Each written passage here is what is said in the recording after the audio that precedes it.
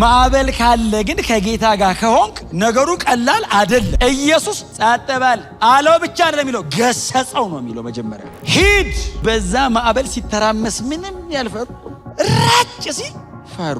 እግዚአብሔር በየትኛውም የህይወታችሁ ክፍል አሳልፎ አይሰጣችሁ። ለመናፍስቱም ለናቹራል ለሆነም ለየትኛውም ለክፉ ሰዎች እግዚአብሔር አሳልፎ አይሰጣችሁ። የበረታችሁ ጊዜ አድኗችሁ፣ የደከማችሁ ጊዜ አሳልፎ አይሰጥም። እንደዚህ አይነት አምላክ የለንም። እንደዚህ አይነት አምላክም አንከተልም። በየትኛውም አጋጣሚ እናንተ የጌታ ናችሁ። ማርቆስ ወንጌል ምዕራፍ 4 ከቁጥር 35 እስከ 41 ድረስ በጌታ በኢየሱስ ክርስቶስ ስም አነባለሁ።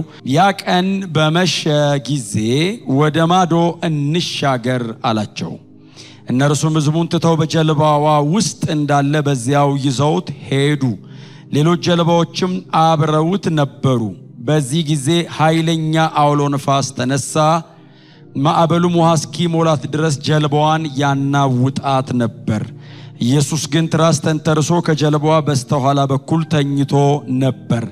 እነርሱም ቀስቅሰውት መምህር ሆይ ስናልቅ አይገድህምን አሉት። እርሱም ተነስቶ ነፋሱን ገሰጸው፣ ባህሩንም ጸጥ ረጭ በል አለው። ነፋሱም ጸጥ ረጭ አለ፣ ፍጹምም ጸጥታ ሆነ። ደቀ መዛሙርቱንም ስለምን እንዲፈራችሁ እስከዚህ እምነት የላችሁምን አላቸው።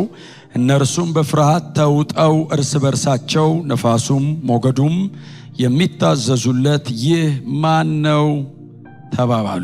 የአምላካችን እግዚአብሔር ስም ለዘላለም የተባረከ ይሁን። ያነበብኩት የጌታ ቃል ክፍል የማርቆስ ወንጌል ምዕራፍ 4 ላይ ያለ ከቁጥር 35 እስከ 41 ድረስ ያለ የመጽሐፍ ቅዱስ ክፍል ነው አብረን ያነበብነው። ምናልባት እንደገና ሌላም ቦታ ደግማችሁ ታነቡታላችሁ ብዬ አስባለሁ። ማቴዎስ ወንጌል ምዕራፍ 8 ላይ ከቁጥር 23 እስከ 27 አካባቢ ድረስ ይሄው ታሪክ ራሱ ተደግሞ ገብቷል። እንዲሁም ደግሞ በሉቃስ ምዕራፍ 8 ላይ ከቁጥር 22 አካባቢ ዛም ላይ ድጋሚ ገብቷል። ይሄው ታሪክ ራሱ ጌታችን ኢየሱስ ክርስቶስ አብሯቸው በታንኳ የተሻገረበት ስለመሻገር ነው የምናገረው። ስለመሻገር ነው የምናገረው። ትሻገራላችሁ የሚል መልእክት ነው ያለኝ ዛሬ። አጠገባችሁ ያለ ሰው ንኩትና ትሻገራለህ በሉት። አዎ ተሻገሩ አይደል? ተሻገሩ። አለማመናቸው መንገድ ላይ አላስቀራቸውም። ስለዚህ በጣም በትትና አጠገባቸው ብታምን ትሻገራለህ በሉት። ባታምን ተሻግረህ ታምናለህ በሉት። ይሻላል። ወደ ቀኝም ወደ ግራም ማንበብ ይሻላል። አትቀሩም በምንም ተአምር። ክብር ለኢየሱስ ይሁን። ምን ማለት ነው? ካመናችሁ አብራችሁ ትሄዳላችሁ፣ ካላመናችሁ ጎትቶ ይወስዳችኋል ማለት። ጌታ የተባረከ ይሁን። እና መጽሐፉ ላይ የምናነበው በጣም ግልጽ ሐሳብ እሱ ስለሆነ ብዙ ማብራሪያ የሚጠይቅ አይነት የመጽሐፍ ቅዱስ ክፍል አይደለም ያነበብኩት። በጣም ማብራሪያ የሚጠይቅ አይደለም፣ ትረካ ነው። ጌታችን ኢየሱስ ክርስቶስ ይከተሉት የነበሩትን ደቀ መዛሙርቱን ብዙ ሰው ይከተለው ነበር። ከዛ መካከል 12 ነበሩት። 12ቱን ይዞ ከገሊላ ወደ ጌርጌሴኖን በጌንሳሬጥ ባህር ላይ ያደረገው የአንድ አዳር ጉዞ ነች። የአንድ ምሽት ትሪፕ ናት። ያቺን የአንድ አዳር ጉዞ ነው ወንድማችን ማርቆስ በ5 እና በ6 ቁጥር ውስጥ ያስቀመጠልን። እሷን ነው ዛሬ የምናገረው። ስራ ስላለባችሁ ነው የምትሻገሩት። ያው መሻገር ጥሩ ነው ተብሎ ተነስቶ አይኬድም። ወዴት ነው የሚሄደው? ለምንድን ነው የሚሄደው? መቼ ነው የሚሄደው? የሚል ጥያቄ ይጠየቃል። መሻገራችሁ ባይቀርም ግን በብዙ ፕሮግራም ነው ከጌታ ጋር የምትሻገሩት። እግዚአብሔር ይመስገን። እና ይህንን ወንጌል የጻፈልን ሰውዬ ማርቆስ ዮሐንስ ተብሎ በመጽሐፍ ቅዱሳችን ላይ የምናውቀው ሰው ነው።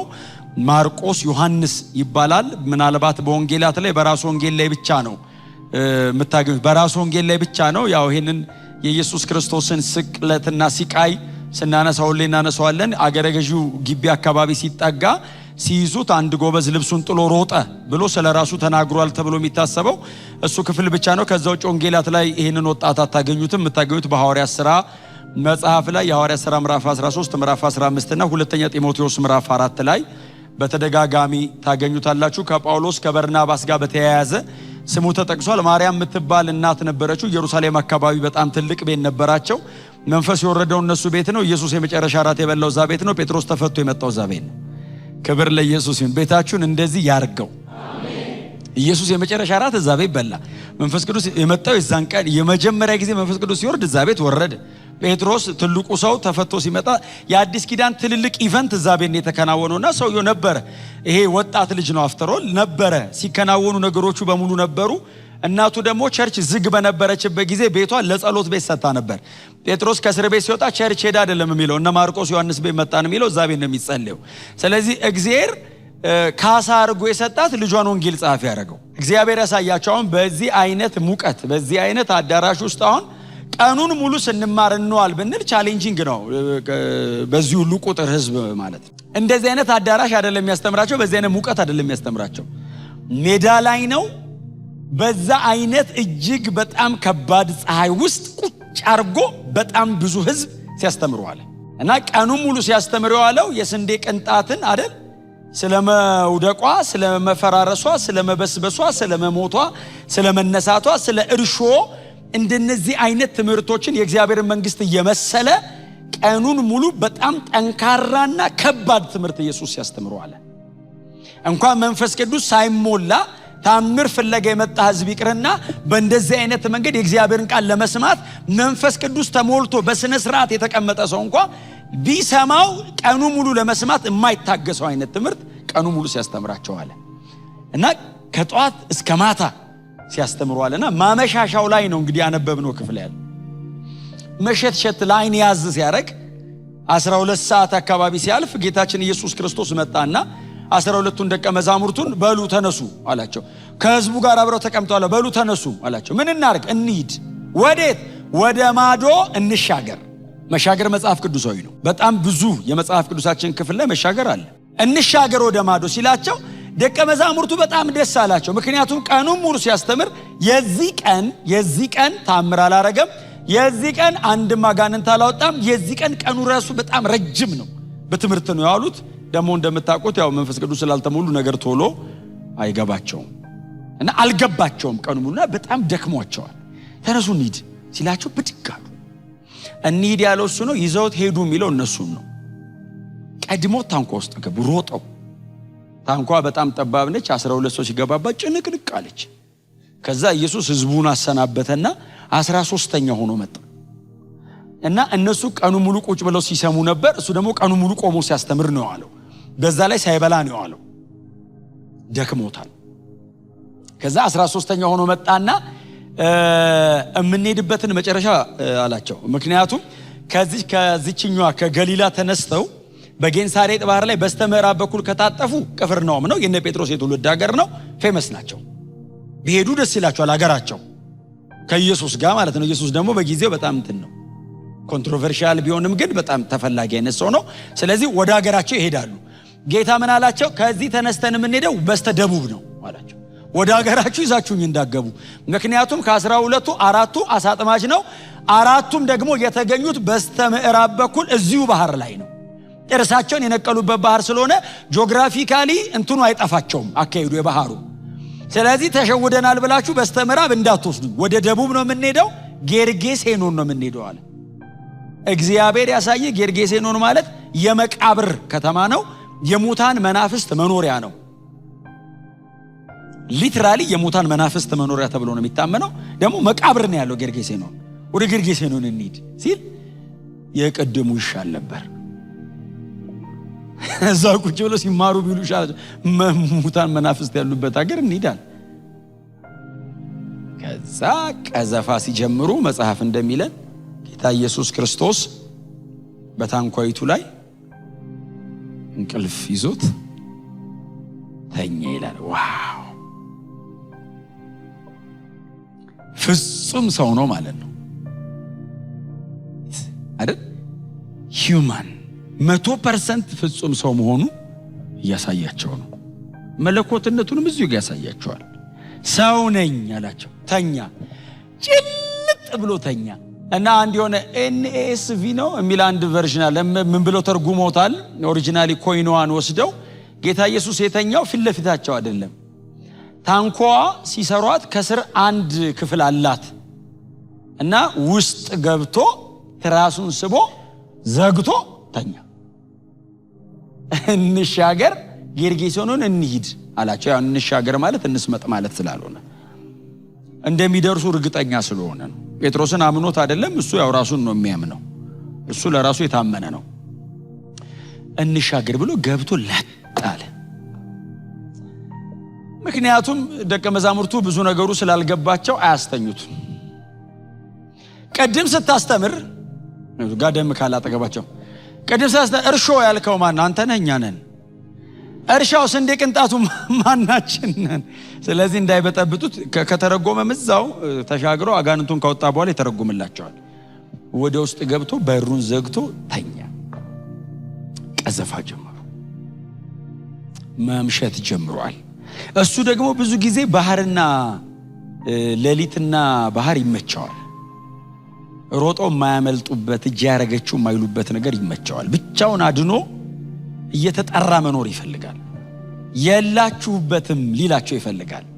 እኔ ብቻ ነኝ ይላቸዋል። ክሮስ ላይ ብቻ ሳይሆን ማንኛውም የህይወት ክፍል ላይ ብቻዬን ነው ማድን ማለት ይፈልጋል። ድነት እዛ ሳልቬሽኑ ላይ ብቻ ሳይሆን እያንዳንዱ የህይወት ክፍል ላይ እሱ ብቻ ነው የሚታደግህ።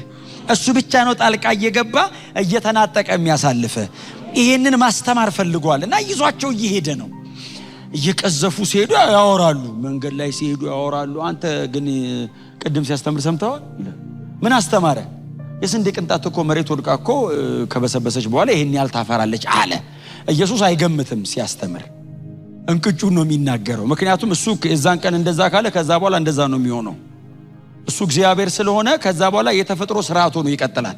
ስንዴ ቅንጣት ወድቃ ስትወጣ 70 ካለ ከዛን ቀን በኋላ ስንዴ 70 ነው የምትሆነው። ባይዘው ከዛ በፊት 100 ከሆነች 70 ትሆናለች ከዛም በኋላ። እንዴት ነው እንደዚህ አይነት ነገር የሚያስተምረው? አግሪካልቸር የት ነው የተማረው? እዛ እንትን ናዝሬት ከተማ እያለ ውዶር ካለ እንዲያጠናው አናጢ ነው፣ ጠራቢ ነው፣ እንጨት ነው ሲያገላብጥ የምናገኘው። ሰው ሁሉ ሲያውቀው ጠራቢው ነው የሚለው። የት ነው የተማረው ይሄን ሁሉ ሲል ዝም ብለህ ቅዘፍ ይለዋል። ዘሩ በውስጡ ያለበትን ፍሬ የሚያፈራ ዛፍ ታብቅል ያለው እሱስ ቢሆን ይቀስፋሉ። እየሄዱ እያለ ኢየሱስ ሲተኛ ማዕበሉ ተነሳ። ኖርማል ነው። ከጌታ ጋር ስትሄዱ ማዕበል ከሌለ ቼክ ማድረግ ያለብህ ጌታ አለ ወይ ብለን። ማዕበል ካለ ግን ከጌታ ጋር ከሆንክ ነገሩ ቀላል አይደለም። አሁን እኔ እየነገርኳቸው ያለሁት ነገር ቀላል አይደለም። እነሱ ብራዘር ኖርማል ውሃ ነው ያሰቃያቸው፣ እኛ የህይወት ማዕበል ሁሉ አለው። እና እየሄዱ እያለ ኢየሱስ ተኝቷል። ማዕበል ብድግ አለ። ታንኳን ማናወጥ ጀመረ። ቀስ እያለ ያንቀሳቀሳታል። አሁን እነሱ በሚያቋርጡበት በኩል 13 ማይል ነው ባይዘው ርቀቱ። ወደ ጎን 8 ማይል አካባቢ ነው። 13 ማይል እየቀዘፉ ገና 5ኛው ማይል ላይ ናቸው። ጀምረው የተወሰነ እንደሄዱ ነው ማዕበሉ ተነሳ። ታንኳን ማወዛወዝ ጀመረ። ጂኦግራፊካሊ የጌንሳሬጥ ባህር አቀማመጡ ለማዕበል የተዳረገ ነው። ባይዘው የተወሰነ መሬት መንቀጥቀጥ ስለማያጣው አካባቢ ሁሌ ሱናሚ ይመጣል። ይሄኛውን የሚያክል አይመጣም እንጂ ብዙ ጊዜ ግን ይፈጠራል። ሲፈጠር እነ ጴጥሮስ ሲያጠምዱ ባህሩ ዳር ላይ ሆኖ ነው የሚያጠምዱት። ስሜቱን ሲሰሙ ሮጠው ነው የሚያመልጡት። አሁንስ መሃል ላይ ናቸው። ቀጥሎ ሌሊት ነው፣ እየሄዱ ነው። ተነሳ፣ ወደ ላይ ከፍ አረጋትና ጣላት። እንደገና ይወረውራታል። እንግዲህ እናንተ ገብታችሁ በደንብ አጥኑት እስቲ ክፍሉ። ከ14 ሜትር በላይ ነው የወረወራት ወደ ላይ። 14 ሜትር ማለት ጂ ፕላስ ስንት ማለት ነው? ወደ ላይ ወረጋት። መርከብ ቢሆን አትሊስት ይከብዳል፣ ይችላል። ታንኳ ናት። ደሞስ ኢየሱስ ብቻ ነው ከውስጥ ያለው፣ በሙሉ ከላይ ናቸው፣ ደጅ ነው ያሉት። ሲል ገልበጥ ይላሉ፣ ተያይዞ ይመለሳሉ። የተቻላቸውን በሙሉ ሞከሩ። አሳ አጥማጆች ስለሆኑ እንደምንም ቀዝፈን አትሊስት እሱ ያለም ቦታ እንኳን ባይሆን የሆነ ዳር እንውጣ ብለው ሲሞክሩ ከእጃቸው መሪያቸውን ተቀበላቸው ማዕበሉ። መጽሐፍ ሲናገር የመጨረሻው ሰዓት ላይ ውሃ ወደ ታንኳይቱ መግባት ጀመረ ይላል። ውሃ ወደ ታንኳ ገባ ማለት ታንኳው ይሰምጣል፣ ህይወት ያልቃል ማለት ነው። ዴዲንድ ነው፣ ሊቆረጥ ነው፣ ማለቁ ነው። ስለዚህ ልክ ከማዕበሉ ላይ ታገሉ። ውሃ ወደ ውስጥ መግባት ሲጀምር እንሻገር ያለን እሱ አይደል እንዴ ያሉ? አዎ ታዲያ በሱ እንሻገረኛ እንሰቃያለን፣ እሱ ተኝቷል። አዎ ቀስቅሰው ጴጥሮስ ነው ሊሆን የሚችለው። በምንም ታምር ዮሐንስ አይሆንም፣ ምክንያቱም አልጻፈውም እሱ። ይሄው ማርቆስ ነው የጻፈው። የጴጥሮስ ስብከት ትንታኔ ነው። ጴጥሮስ እኔ ነኝ ያልኩት ብሎ ነው የሚሆነው። ማርቆስ እኔ ነኝ ስላላለ ማርቆስ ከሌ ነው አይልም። ብዙ ጊዜ አያጋልጥም ማርቆስ፣ ኢየሱስን ብቻ ነው ብዙ በስም ይጠራው። ቀስቅሰው ሲባባሉ ኢየሱስ ላለመተኛት ብዙ ምክንያት ነበረው አይደል? አልፎ ነው የተኛው። ለምሳሌ ሮማውያን ሊገሉት ይፈልጉታል ኢየሱስን። አያስተኛም። መንግስት ሊገል ይፈልጋል ብትባል ሊገል ይፈልጋል ተብለህ አይደለም ከመሰለህ። ቀጥሎስ የአይሁድ ሕግ መምህራን በዙሪያው እየተሽከረከሩ እየተመካከሩ ሊገሉት ነው። በጣም ብዙ ነገር። ቀጥሎስ መስቀል ሞት አለ ከፊቱ። የማያስተኛው ነገር አለ። እሱን ሁሉ አልፎ ተኝቷል። እና ሱናሚ ደግሞ አለ የማያስተኛ 14 ሜትር ታንኳ እየተወረወረች ኢየሱስ አይነቃም። ጠጋ ብለው አይ ቲንክ እንግዲህ አንኳኩቷል ይመስለኛል። ሲያንኳኩ እንግዲህ ያው ሱናሚ የማይቀሰቅሰው ማንኳኳቱ አይቀሰቅሰው የለም። ጌታ ሆይ ሲሉ ብድግ አለ። በጣም ሴንሲቲቭ ነው አይደል ለኛ ድምጽ። አሁን ብዙ ጊዜ እናቶች አንዳንዴ ደግሞ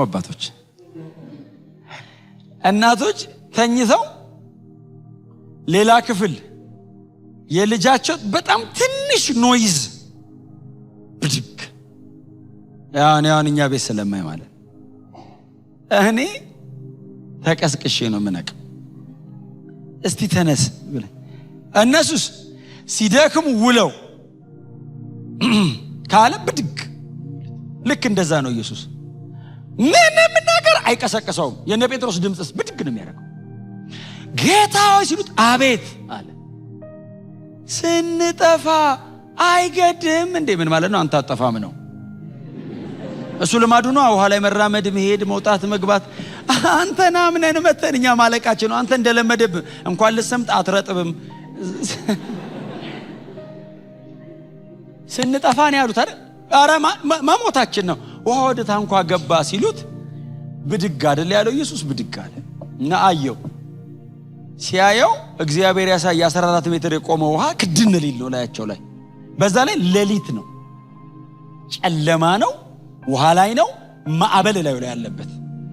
የሚገርማችሁ ጌታ ኢየሱስ ክርስቶስ ሲነሳ ያደረገው ገሰጸው የሚል ቃል አለ። ባይዘዌ የሚጠቀመው ተርሚኖሎጂ ማርቆስ የሚጠቀመው ተርሚኖሎጂ ለአጋንንት ኢየሱስ የሚጠቀመውን ቃል የተጠቀመው። ማዕበሉን ገሰጸው የሚለው ናቹራል ከሆነ ፕሮብሌም ጋር አይደለም ኢየሱስ ዲል ያደረገው ከመንፈሳዊ ዓለም ጋር ነው። ትክክለኛ የማርቆስ ተርሚኖሎጂ ማለት ቃሉን አጥኑት ግቡና እናንተ። ኢየሱስ ሪቢክ አሁን ጸጥ በል አለው ብቻ አይደለም የሚለው ገሰጸው ነው የሚለው። መጀመሪያ ሂድ አለ። የሚቀጥለው ከተማ ላይ 6000 አጋንንት ሊያስወጣ ነው። አይ ቴሪቶሪውን ሊያስለቅቀው ነው። ስለዚህ እዚህ ጋር ባህር ውስጥ መጥቶ ዳይቨርት ማድረግ ይፈልጋል ኢየሱስ። የሚጠቀመው ትክክለኛ ቃል መናፍስትን በሚያወጣበት አይነት ቃል ነው ኢየሱስ የተናገረው። ለኔቸር ይሄንን ቃል አያወጣም ኢየሱስ። ደሞ ለባህር ተሰብሰብ ይበቃዋል እኮ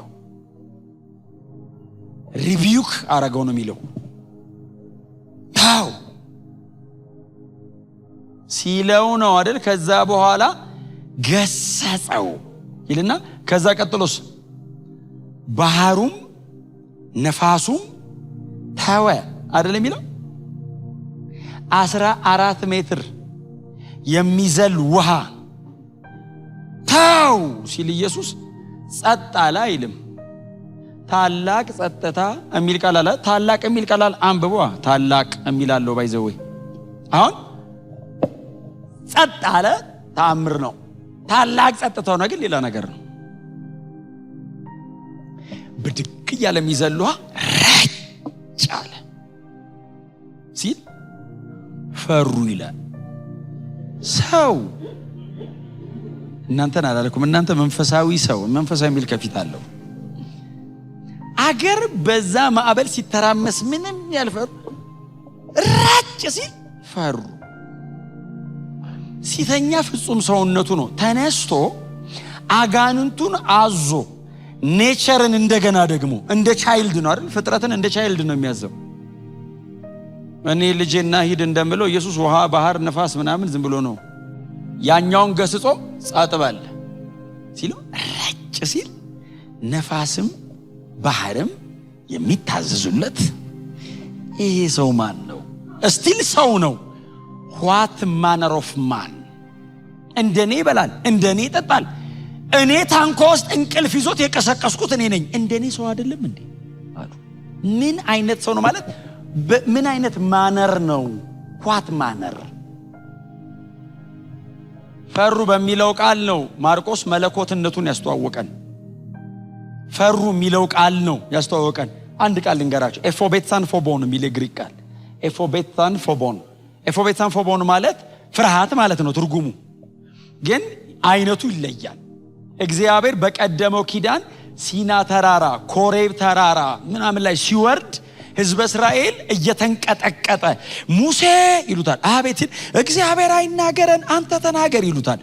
ፍርሃታቸው በየድንኳናቸው በር ላይ ቆሞ ሲንቀጠቀጡ ማለት ነው። መለኮት በክብር ሲመጣ ስጋ ለባሽ የሚፈራው ፍርሃት ማለት ነው።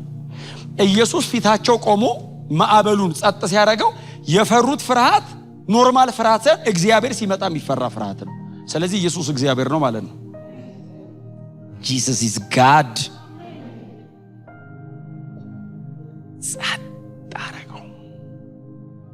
ከዛ ማዕበሉን ከገሰጸ በኋላ እነሱን ገሰጸ። ከማዕበል ቀጥሎ እነሱን ደግሞ እንዴት እምነት የላችሁ አላቸው። ምን ማለት ነው ጌታ ያሉት? ለምን ትቀሰቅሰኛለህ? በኢየሱስ ከጌታ ጋር ሄድኩ ከባድ እኛ በመንፈስ ገብቶን እንጂ ለምን ትቀሰቅስከኝ አለ። ስናልቅ አለው። ታዲያ እኔ መቀስቀስ ይጠበቅብሃል? አለማመን ነው እንጂ እንዴት ጌታ ሆይ ሲለው አንተ ለምን በኤክስፔሪየንስ አፕሮች ታደርገዋለህ? አንተ ጥርሴን ውሃ ላይ ነቅያለሁ ብለህ ነው የምትሞክረው? አንተ በፈለከው መንገድ ብትመጣ ታሸንፈው። ጌታ ኢየሱስ ነው ተሻገሩ ያለንና ገብቶ ተኝቶ ነው ብትለው አለ እንዴ ብሎ ዝም ይላል ነው። በእኔ በኩል ለምን አፕሮች አታደርገው ብሎ ለምን ቀሰቀሳችሁ? መጽሐፍ ሲናገር በደህና ወደ ማዶ ደረሱ ይላል። ክብር ለኢየሱስ ይሁን። መድረስ አንድ ነገር ነው፣ መሻገር በጣም ትልቅ ክብር ነው ከጌታ ጋር። እግዚአብሔር በየትኛውም የህይወታችሁ ክፍል አሳልፎ አይሰጣችሁ። ለመናፍስቱም ለናቹራል ለሆነም ለየትኛውም ለክፉ ሰዎች እግዚአብሔር አሳልፎ አይሰጣችሁም። የበረታችሁ ጊዜ አድኗችሁ፣ የደከማችሁ ጊዜ አሳልፎ አይሰጥም። እንደዚህ አይነት አምላክ የለንም። እንደዚህ አይነት አምላክም አንከተልም። በየትኛውም አጋጣሚ እናንተ የጌታ ናችሁ። አለማመናችሁ እናንተ እንዴት አታምኑም ብሎ እነሱን ባህር ውስጥ ከቶ ብቻውን አልሄደም። አለማመናቸውን አልፎ አድኗቸው ስራው ቀጥሏል። ድካማችሁን አልፎ ጌታ ይሰራል። ያው ምንም ጥያቄ የለውም። እዚህ ቤት ስለ ድካም የምናወራበትን ቤት አይደለም። አፍተሮል እንኳን ልናበረታታ ግን ስለ ደከምክ መንገድ ላይ እየጣለ ቤት ማንም ከጌታ ጋር አብሮ አይሄድም። ማንም የትኛውም የህይወት ኳሊቲ እግዚአብሔር ልጁን ኢየሱስን እያየ እንጂ የትኛውም የህይወት ኳሊቲ በእግዚአብሔር ፊት አቅም የለውም። አላመኑም፣ አድኗቸው፣ ስራው ቀጠለ። እንሻገራለን። በፍጹም አትጠራጠሩ፣ እንሻገራለን። በጣም በቅርብ እግዚአብሔር ወደሚቀጥለው ነገር ይዞን ይሄዳል። በብዙ አቅጣጫ እግዚአብሔር መሻገር በህይወታችሁ ላይ ያደርጋል። የተገለጠ ለውጥ እግዚአብሔር በህይወታችሁ ላይ ያደርጋል።